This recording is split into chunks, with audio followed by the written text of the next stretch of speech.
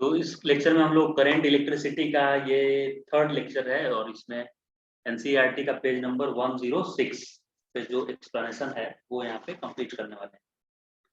तो टॉपिक का नाम है इलेक्ट्रिकल एनर्जी एंड पावर। 106 में क्या दिया हुआ है? Electrical energy and power. मैं यहाँ पे लिख दे रहा हूँ हेडिंग, ये है electrical energy, electrical energy and power. तो कैसे इलेक्ट्रिकल एनर्जी बल्ब में लॉस होता है हीट के फॉर्म में, और कितना बैटरी को सप्लाई करना पड़ता है, ये सब टर्म यहाँ पे सिखाया गया है। तो फर्स्ट यहाँ पे पॉइंट, इस पॉइंट पे फोकस करेंगे आप। एक कंडक्टर है जिसमें करंट फ्लो कर रहा है ए पॉइंट से बी पॉइंट की तरफ। तो अगर करंट ए से बी की तरफ फ्लो कर रहा है तो डेफिनेटली ए का पोटेंशियल ज्यादा होगा और बी का पोटेंशियल कम होगा, क्योंकि करंट हाई वोल्टेज से लो वोल्टेज की तरफ मूव करता है। तो ए का पोटेंशियल यहाँ पे मैंने देखिए ज्यादा लिखा है, V A is greater than V P, यहाँ पे मेंशन है।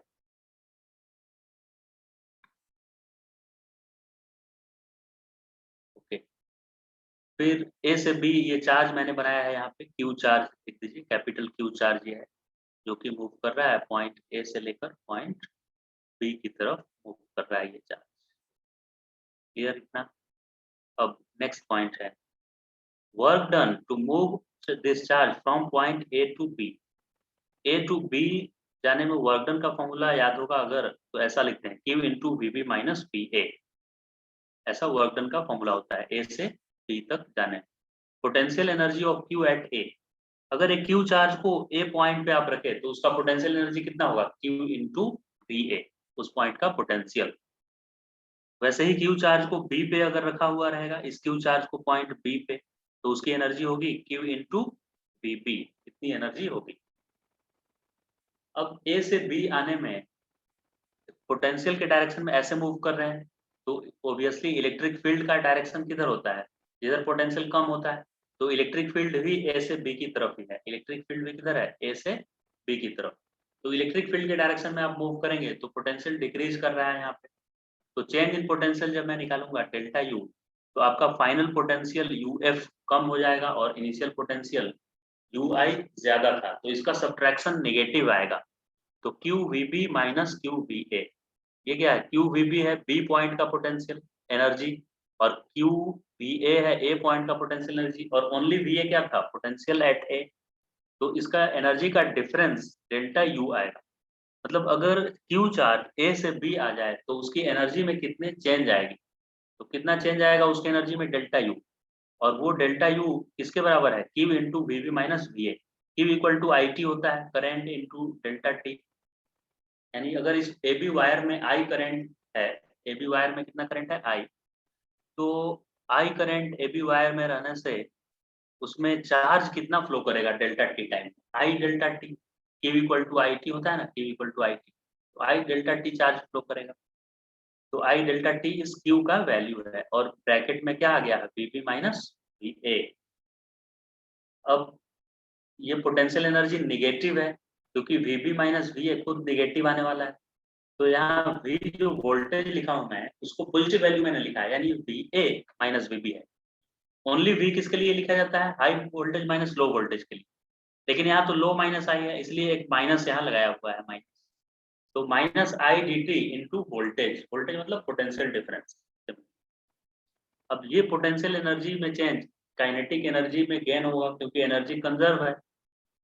तो अगर पोटेंशियल एनर्जी डिक्रीज हो रहा है इस डायरेक्शन में आने में, ए से बी जाने में, तो काइनेटिक एनर्जी इलेक्ट्रॉन का बढ़ेगा।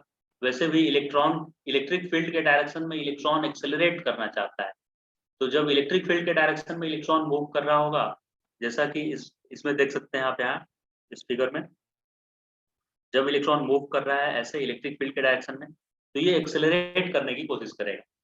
तो उसके चक्कर में इसका काइनेटिक एनर्जी बढ़ जाएगा। कितना काइनेटिक एनर्जी बढ़ेगा? जितना पोटेंशियल एनर्जी में डिक्रीमेंट आया है, पोटेंशियल एनर्जी में डिक्रीमेंट आया है आई डेल्टा टी इंटू वी, तो काइनेटिक एनर्जी भी ये गेन कर लेगा आई डेल्टा टी इंटू वी। इसको मैंने पॉजिटिव क्यों लिखा? क्योंकि पोटेंशियल एनर्जी डिक्रीज हुआ है, इसलिए काइनेटिक एनर्जी इंक्रीज करेगा, इसलिए प्लस इसका वैल्यू लिखा हुआ है, plus I delta T into V. V क्या है यहाँ? Potential difference. लेकिन हम लोग ये पहले से जानते हैं कि इन इलेक्ट्रॉन्स का काइनेटिक एनर्जी नहीं बढ़ता है, क्योंकि ये दूसरे से कोलाइड करने लगते हैं और वो लॉस हो जाता है काइनेटिक एनर्जी। तो जो काइनेटिक एनर्जी गेन कर रहे हैं वो पूरा का पूरा हीट के फॉर्म में लॉस होने लगता है कोलिजन के कारण। तो I delta T into V, I delta T into V इतना ही लॉस हो रहा है हीट के फॉर्म में। तो पावर का फॉर्मूला क्या होता है? पावर होता है जितना वर्क या जितना हीट के फॉर्म में लॉस हो रहा है हीट के फॉर्म में अपॉन टाइम। तो I V delta T upon time से ये डेल्टा टी से डेल्टा टी क्या होगा? कैंसिल होगा। तो ओनली आई इंटू वी बच जाएगा यहाँ पे। तो पावर का फॉर्मूला हो गया आई इंटू वी। ये फॉर्मूला हो गया power equal to I into V. अब पावर का फॉर्मूला हो गया आई इंटू वी। अब ओम्स लॉ से हम वी को आई आर लिख सकते हैं। तो वी को जैसे ही आई आर लिखेंगे तो ये आई स्क्वायर आर बन जाएगा, ये फॉर्मूला। और अगर आप आई को वी बाई आर लिख देते हैं, आई की जगह पर वी बाई आर, तो ये फॉर्मूला आ जाएगा वी स्क्वायर बाई आर। तो इस तरह से पावर का 3 डिफरेंट फॉर्मूला आ गया हमारे पास। एक P equal to I V हो गया, एक P equal to I square R, और एक power equal to V square by R. ये तीनों फॉर्मूला याद रखना है। अब पावर ट्रांसमिशन जब होता है, जहाँ पे इलेक्ट्रिसिटी प्रोडक्शन हुआ, वहां से जब ट्रांसमिट किया जाता है इसको वायर से, तो हाई वोल्टेज पे क्यों किया जाता है, लो वोल्टेज पे क्यों नहीं किया जाता है, वो देखते हैं। तो इसका पावर तो मुझे पी, जहाँ पे जनरेट हुआ है वहां पावर पी है। अब मेरे पे डिपेंड करता है ये कि कितने वोल्टेज पे मुझे सेंड करना है। तो कनेक्टिंग वायर बीच में होंगे, मुझे वायर के थ्रू यहाँ ट्रांसमिट करना है। तो कनेक्टिंग वायर में पावर लॉस क्या होगा? P equal to I square R. High current अगर फ्लो कर रहा है किसी वायर में तो कितना पावर लॉस होगा? आई स्क्वायर आर। ये फॉर्मूला देखिए, इस फॉर्मूला से आई स्क्वायर आर लॉस होगा। तो आई स्क्वायर आर अगर मैं यहाँ लिखूं और आर लिख दूं कनेक्टिंग वायर का रेजिस्टेंस, तो करंट इस वायर में कितना फ्लो करेगा? Power, power upon V. Current का वैल्यू यहाँ से इस फॉर्मूला से देखिए, I equal to P by V. तो पी पावर प्रोडक्शन हो रहा है और वी वोल्टेज पे मैं ट्रांसमिट अगर करूँ पी बाई वी, तो पी बाई वी का स्क्वायर इस करंट की जगह पर पी बाई वी हो गया। आर कनेक्टिंग, तो आप आर कनेक्टिंग फिक्स है, कांस्टेंट है, और पावर भी फिक्स है, क्योंकि जो प्रोडक्शन कर रहा है वो कितना रेट से प्रोडक्शन कर रहा है एनर्जी का, वो फिक्स है। तो पोटेंशियल डिफरेंस के इनवर्सली प्रोपोर्शनल आ गया। कनेक्टिंग वायर में जो लॉस हो रहा है वो, ये क्या है? लॉस। कितना लॉस हो रहा है कनेक्टिंग वायर? तो क्या लॉस वोल्टेज के स्क्वायर के प्रोपोर्शनल है? तो अगर मैं हाई वोल्टेज पे सेंड करूंगा, इस पावर का सप्लाई करूंगा, तो मेरा पावर लॉस कम होगा, क्योंकि इन्वर्सली प्रोपोर्शनल ये आया है। इसीलिए जब ट्रांसमिशन होता है इलेक्ट्रिसिटी का पावर स्टेशन से, तो हाई वोल्टेज पे किया जाता है, ताकि कनेक्टिंग वायर में, इसके चलते कनेक्टिंग वायर में लॉस मिनिमम होना चाहिए। कनेक्टिंग वायर में लॉस क्या होना चाहिए? मिनिमम। इसके लिए हाई वोल्टेज पे सप्लाई किया जाता है पावर प्रोडक्शन से। अब इसमें इस पार्ट में क्या है, ये एनसीईआरटी का पेज नंबर कितने में है दिया हुआ? 110 में cell EMF and internal resistance, इसके बारे में डिस्कशन किया हुआ है। तो केमिकल सेल में क्या होता है, दो रॉड लगाया हुआ रहता है, कैथोड और एनोड, दो रॉड लगाया हुआ रहता है इसमें। और एक पॉजिटिव प्लेट बोलते हैं इसको, जिसको पी से मैंने इंडिकेट किया है, यहाँ निगेटिव प्लेट को एन से इंडिकेट किया हुआ है कि निगेटिव प्लेट एन है। अब पॉजिटिव प्लेट इसका इसलिए नाम है क्योंकि इस रॉड पे, जिसको पॉजिटिव प्लेट मैंने बनाया है, इस रॉड का पोटेंशियल, ये केमिकल जो अंदर केमिकल भरा हुआ है ना इसमें, H2SO4 का सॉल्यूशन या NaCl का सॉल्यूशन, जो भी सॉल्यूशन है इसके अंदर, उस सॉल्यूशन के पोटेंशियल से ज्यादा पोटेंशियल पे होता है रॉड, हायर पोटेंशियल पे उस पे होता है। तो मैं यहाँ लिख भी दिया हूँ स्टार लगाकर, यहाँ देख लीजिए कि पोटेंशियल ऑफ पॉइंट पी, जिसको मैं पॉजिटिव प्लेट बोल रहा हूँ, वो ज्यादा होता है केमिकल के पोटेंशियल से, यानी पोटेंशियल एट पॉइंट ए। ए क्या है? केमिकल का पोटेंशियल है जो रॉड पी के नियर है। वैसे ही निगेटिव प्लेट का पोटेंशियल लेस होता है केमिकल के पोटेंशियल से। अब इसमें से निगेटिव जैसा कुछ चीज होता नहीं है, दोनों ही ग्रेटर देन जीरो ही है। तो यहाँ आप देखिए लगाया हुआ, पॉजिटिव प्लेट भी ग्रेटर देन 0 वोल्ट होता है और निगेटिव प्लेट भी ग्रेटर देन 0 वोल्ट ही होता है, उसका पोटेंशियल पॉजिटिव ही होता है। दोनों का पोटेंशियल क्या होता है? पॉजिटिव। मतलब वहाँ डेफिशिएंसी ऑफ इलेक्ट्रॉन होता है इस जगह। तो दोनों क्या हो गया? Greater than 0। लेकिन एक को पॉजिटिव एक को निगेटिव क्यों बोल रहे हैं? क्योंकि वो केमिकल के रेस्पेक्ट में लिया हुआ है। Potential of positive plate greater है केमिकल के पोटेंशियल से, और potential of negative plate chemical के पोटेंशियल से लेस है, इसलिए उसको लेस देन यानी निगेटिव लिखा हुआ है, जबकि दोनों में से कोई भी निगेटिव नहीं है।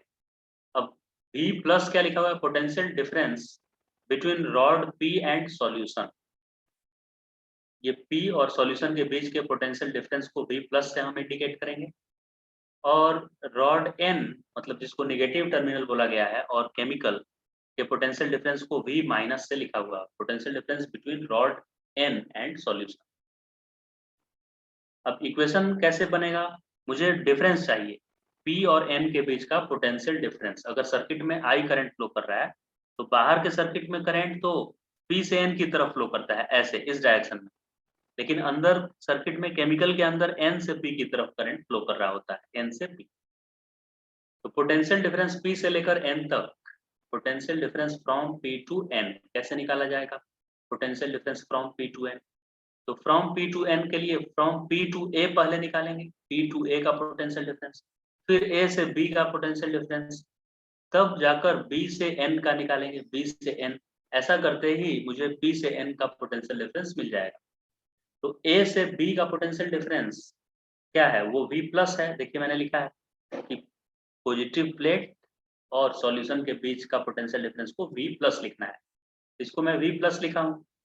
वैसे ही निगेटिव प्लेट और सॉल्यूशन के बीच का V माइनस लिखा हुआ है, और जो केमिकल में करंट फ्लो कर रहा है उसके कारण ये कुछ कंज्यूम किया होगा, इसका इंटरनल रेजिस्टेंस होगा, वो I इंटू आर लिखा है।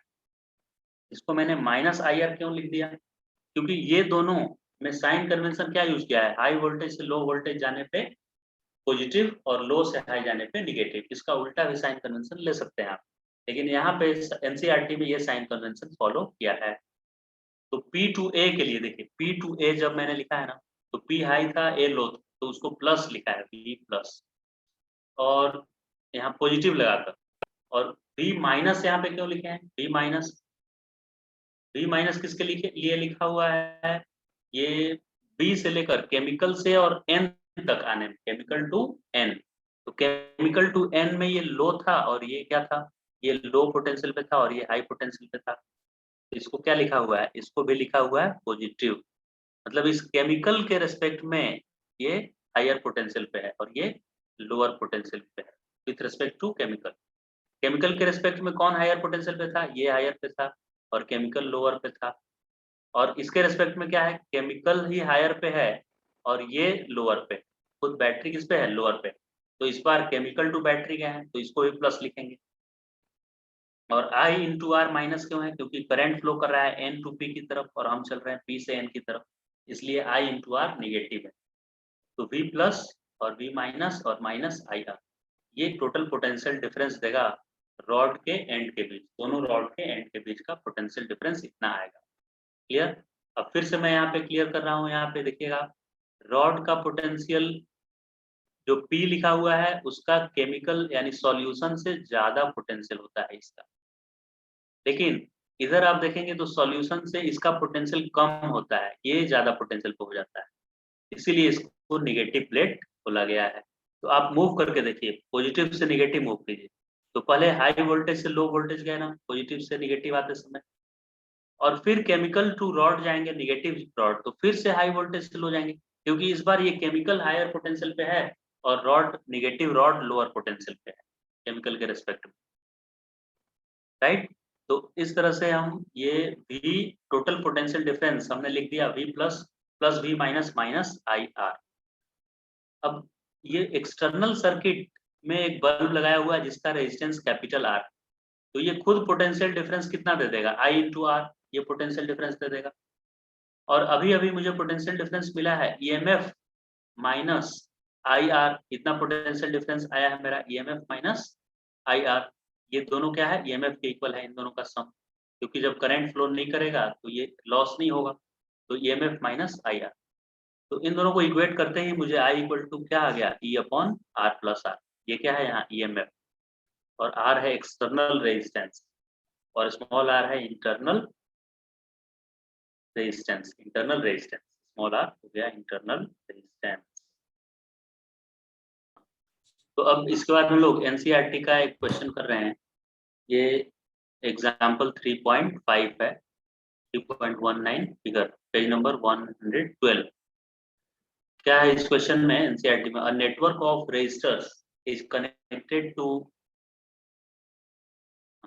connected to 16-volt battery with internal resistance 1 ohm। 1 ohm internal resistance ये दिया हुआ है यहाँ, ये as shown in figure। Compute the equivalent resistance. तो इक्विवेलेंट रेजिस्टेंस बहुत ही आसान, ये दोनों पैरेलल, तो इन दोनों का आ जाएगा 2 प्लस ये 1 उसके साथ सीरीज, तो 1 प्लस ये 12 और 6 पैरेलल में है, तो 12 और 6 का पैरेलल में कितना आएगा? पैरेलल में होता है R1 R2 by R1 plus R2, यानी 12 इंटू 6 बाई 12 प्लस 6 18, तो ये 4 आ रहा है प्लस 4, 4 प्लस 2 6 और 1 7, यानी कि इन तीनों का इक्विवेलेंट रेजिस्टेंस कितना आ गया? 7 आ गया, इन तीनों का इक्विवेलेंट रेजिस्टेंस। और ये इसको भी इंक्लूड कीजिएगा तो 8 आ जाएगा, और खाली इन तीनों का निकालेंगे तो 7 आ जाएगा। तो compute the equivalent resistance of the network. तो पूरे नेटवर्क का इक्विवेलेंट रेजिस्टेंस 7 है, और इस खुद बैटरी का रेजिस्टेंस हो गया 1, तो 7 प्लस 1 टोटल रेजिस्टेंस 8 आएगा। तो obtain the current in each resistor. अब करंट सभी रजिस्टर में कितना फ्लो करेगा? तो टोटल करंट वाले फाइंड करेंगे। टोटल करंट होता है EMF plus external resistance plus internal resistance.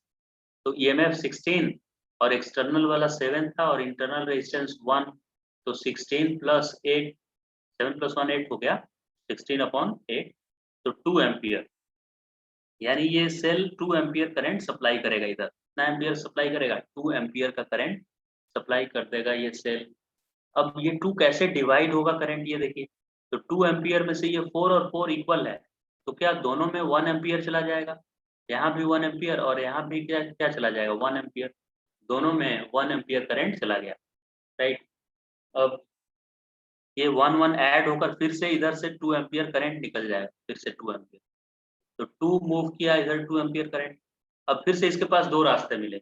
अब इस बार 2 को 12 और 6 यानी 2:1 में बांटना है। तो अगर टू रुपीज आपके पास है, 2 रुपीज, और उसको आपको 2:1 रेशियो में बांटना है, तो एक का पार्ट कितना आएगा?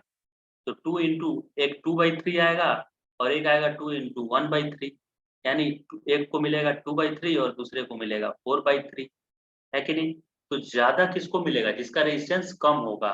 तो ये नीचे वाले में 4/3 फ्लो करेगा, और ऊपर वाले में यानी 12 की तरफ 2/3 फ्लो करेगा करंट। और इन दोनों को ऐड करेंगे तो 2/3 प्लस 4/3 वापस 2 एम्पियर करंट आ जाएगा इधर से। तो अब सारे ही रेजिस्टर्स में हमने करंट फाइंड कर ली। कितना कितना करंट फाइंड किए सभी रेजिस्टर्स में? आइए देखते हैं कितना कितना करंट यहाँ पे मुझे मिला सभी रेजिस्टर्स में। तो इस वाले रजिस्टर में मुझे 1 एम्पियर करंट मिला। फिर वैसे ही ये नीचे वाले रजिस्टर में मुझे करंट 1 एम्पियर मिला। फिर इसमें करंट 2 एम्पियर का मिला, 2 एम्पियर करंट। फिर इसमें 12 ओम में 2/3 एम्पियर का करंट मिला। 6 ओम में 4/3 एम्पियर का करंट मिला। और इस 2 इंटरनल रेजिस्टेंस वाले में 2 एम्पियर का करंट मिल गया। समझ में आया क्या? ये करंट कैसे मैंने फाइंड किया? इक्विवेलेंट रेजिस्टेंस भी पता कर लिए, और इंडिविजुअल रेजिस्टेंस में कितना करंट फ्लो कर रहा है वो भी हमने फाइंड कर लिया यहाँ। ये 16 वोल्ट इसने करंट 2 एम्पियर सप्लाई किया था। 16 वोल्ट ने कितना एम्पियर करंट सप्लाई किया था? 2 एम्पियर करंट सप्लाई किया इसने। अब 2 एम्पियर करंट इधर जाते ही क्या ऊपर 1 एम्पियर करंट चला गया, और इधर भी 1 एम्पियर करंट चला गया। फिर यहाँ वापस 2 एम्पियर आ गया, और यही 2 एम्पियर डिवाइड होके 2/3 और 4/3 में आया, और वापस इधर से 2 एम्पियर करंट निकल गया था। अब मुझे ये सी पार्ट में क्या पूछा है? सी पार्ट में obtain the voltage drop VAB। मुझे इसमें क्या फाइंड करना है? VAB, वोल्टेज ड्रॉप ए से लेकर बी तक कितना है ये निकालना है। तो ए और बी के बीच में कितने रेजिस्टर है ये हम देखें। तो ए और बी के बीच में 4 और 4 दोनों मिलाकर पैरेलल में 2 हैं। ये दोनों मिलाकर ए और बी के बीच में, क्या ये दोनों मिलाकर 2 और 2 4 2 के इक्वल है? 4 और 4 मिलाकर किसके इक्वल हो जाएंगे? 2। तो ओम्स लॉ अगर मैं लगाऊं यहाँ पे ए से लेकर बी तक, तो V equal to Ohm's law होता है I इंटू आर। तो इसमें टोटल करंट कितना फ्लो कर रहा है? 2 एम्पियर। और इसका टोटल रेजिस्टेंस भी कितना है? 2। ये मैंने कैसे लिखा है? ये लिखा है मैंने V equal to I R formula लगाकर। तो V A B equal to 4 volt answer हो गया। आंसर कितना हो गया? 4 वोल्ट। तो अगर मुझसे पूछेगा कि ए और बी के बीच में पोटेंशियल डिफरेंस क्या है, ए से लेकर और बी तक, तो मैं बोलूंगा कि 4 वोल्ट पोटेंशियल डिफरेंस है। सिमिलरली अगर मुझसे पूछे कि पोटेंशियल डिफरेंस बी और सी के बीच बताइए, तो बी और सी के बीच पोटेंशियल डिफरेंस कैसे पता चलेगा? यानी यहाँ एक वोल्ट मीटर अगर लगा दिया जाए, तो ये वोल्ट मीटर क्या रीडिंग देगा? तो V बी से और सी तक कितना आने वाला है? बी से और सी तक कितना आएगा पोटेंशियल डिफरेंस? इसमें भी आई आर ओम्स लॉ लगा दीजिए कि कितना बीसी वायर में कितना करंट फ्लो किया और बी से सी के बीच कितना रेजिस्टेंस है। ओम्स लॉ है, सिंपल ओम्स लॉ है। देखिए V equal to I R मैं लिख रहा हूँ, तो V BC अगर लिखिए तो BC वायर में कितना करंट जा रहा है वो पता कर लीजिए, और रेजिस्टेंस R BC, बी से सी के बीच का रेजिस्टेंस मल्टीप्लाई कर लेंगे। ओम्स लॉ यही तो है, potential difference equal to current into resistance. तो बी से लेकर सी तक का पोटेंशियल डिफरेंस क्या देगा? तो बीसी में कितना करंट गया था? 2 एम्पियर करंट गया, और बीसी का रेजिस्टेंस कितना है? 1 है रेजिस्टेंस। तो 2 इंटू 1 क्या आ जाएगा? 2 वोल्ट। तो पोटेंशियल डिफरेंस बी और सी में कितने का आ गया? 2 वोल्ट का पोटेंशियल डिफरेंस आ गया बी से लेकर और सी तक। अब सीडी के लिए सॉल्व कर रहे हैं, सीडी पार्ट के लिए।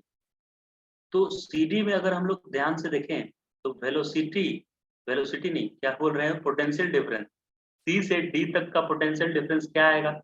तो करंट सीडी वायर में कितना है और सीडी वायर का रेजिस्टेंस कितना है, इसी से मिल जाएगा सी से डी का पोटेंशियल डिफरेंस। तो सीडी वायर को अगर हम देखेंगे तो सीडी वायर में करंट दिख रहा है मुझे कि 2/3 करंट है, और सीडी वायर का रेजिस्टेंस है 12। तो ये कैंसिल होके कितना दे देगा? 3 से ये 12 कैंसिल हो गया 4 टाइम्स, तो 8 आ रहा है, 8। तो 8 वोल्ट आंसर हो गया।